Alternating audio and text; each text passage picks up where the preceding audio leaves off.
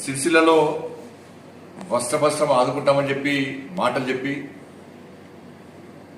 కేవలం బతుకమ్మ చీరలను మాత్రమే ఆర్డర్ తీసుకోవాలని చెప్పి బతుకమ్మ చీరలను మాత్రమే ఉత్పత్తి చేయాలని చెప్పి గత ప్రభుత్వము ఒత్తిడి తీసుకురావడం ద్వారా ప్రభుత్వం యొక్క మాటలు నమ్మినటువంటి కార్మికులు కానీ ఆసాములు కానీ ప్రభుత్వ మాటలు నమ్మి ఈరోజు దానికి అనుగుణంగా బతుకమ్మ చీరలను తయారు చేసే పనిలో వారు ఉండడం, ప్రభుత్వం యొక్క ఆదేశాలను శిరసావహించి బతుకమ్మ చీరలను తయారు చేయడం, దాని తర్వాత మాటలు చెప్పిన ప్రభుత్వం దాదాపు 270 కోట్ల రూపాయలను బకాయిలున్నప్పుడు కూడా ఇప్పటికీ చెల్లించకపోవడం వలన వాళ్ళ ఆసాములు నేతన్నలు తీవ్ర ఇబ్బందులకు గురవుతా ఉన్నారు. దీనివలన ఆసాములు ఈ పవర్ రూమ్ పరిశ్రమలు పనిచేయడం, కార్మికులు ఉపాధి లేక ఇవాళ కనీసం కుటుంబాన్ని పోషించుకోలేని పరిస్థితి.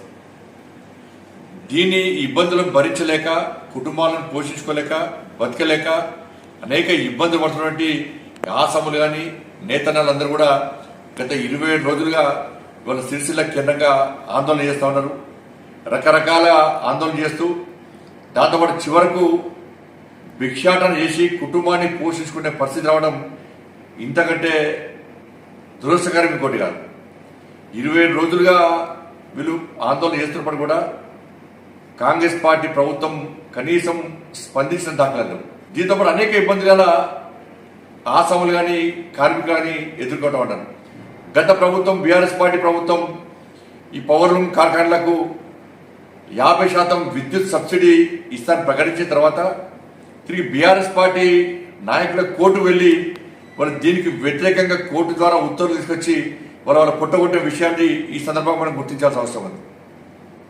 దాంతోపాటు అప్పటి రాష్ట్ర ముఖ్యమంత్రి వర్క్ టు ఓనర్ అని చెప్పి ఒక కొత్త పథకాన్ని ప్రారంభించి దాదాపు 370 కోట్ల రూపాయలు మేము కేటాయిస్తున్నాం అని చెప్పిన తర్వాత 48 షెడ్లను ప్రారంభించారు. దాన్ని మధ్యలోనే వదిలేయడం వలన దానివల్ల కూడా ఇబ్బంది పడేటువంటి పరిస్థితి ఈరోజు కార్మికుల మధ్య. కానీ కేవలం మాటలు చెప్పడము, కనీసం వస్త్ర పరిశ్రమను ఆసాములు కానీ కార్మికులు కానీ నేతలను పట్టించుకోకపోవడం వలన ఇవాళ అక్కడ వస్త్ర పరిశ్రమ పూర్తిగా సంక్షోభంలో ఉంది.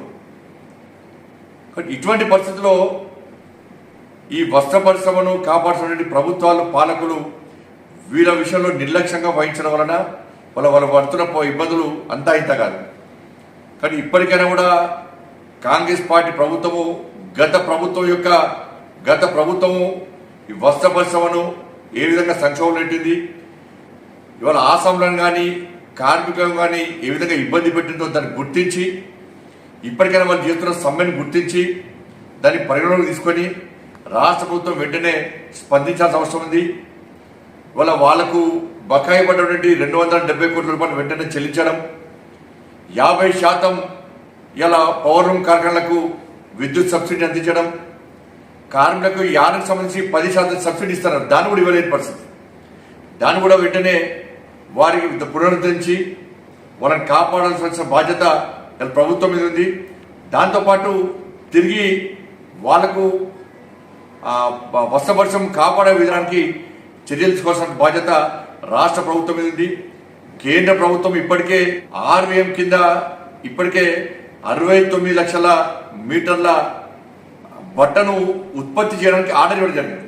సరే, ఇది తక్కువైనప్పుడు కూడా రాబోయే రోజుల్లో దీన్ని పెంచడానికి ఒక పార్లమెంట్ సభ్యుడిగా నా వంతు కృషి చేస్తానని చెప్పి ఈ సందర్భంగా హామీ ఇస్తూ ఎటువంటి ప్రభుత్వం స్పందించాల్సిందిగా భారతీయ జనతా పార్టీ తరఫున మేము డిమాండ్ చేస్తూ ఉన్నాం. దీనికి సంబంధించి ఇలా అక్కడ కార్మికులు ఆసాములు చేస్తున్నటువంటి సమ్మెను గుర్తుంచుకొని దృష్టిలో పెట్టుకొని గౌరవ రాష్ట్ర ముఖ్యమంత్రి గారు కూడా ఈరోజు లేఖ రాయడం జరిగింది. మరి రాష్ట్ర ప్రభుత్వం స్పందించాల్సిందిగా నేను డిమాండ్ చేస్తాను.